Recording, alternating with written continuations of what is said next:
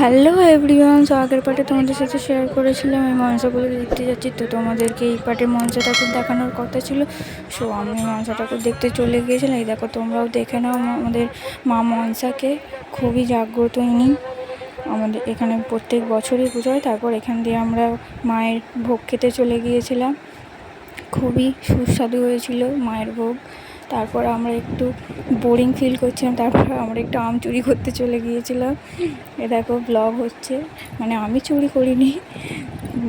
এ দেখো পিউ আম চুরি করতে গিয়ে ধরা পড়ে গেল আমাদের কাছে, কেমন চলে এলো দেখো, আম দুটো দেখো পিছনে কেমন নিয়ে যাচ্ছে দেখো।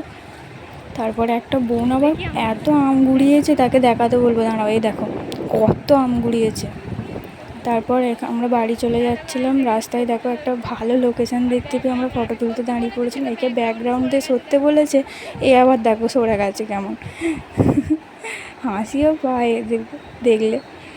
আমরা সবাই ফটো তুলছিলাম, সবাই বলছিল আমাকে একটা ফটো তুলে দে, আমাকে একটা ফটো তুলে দে।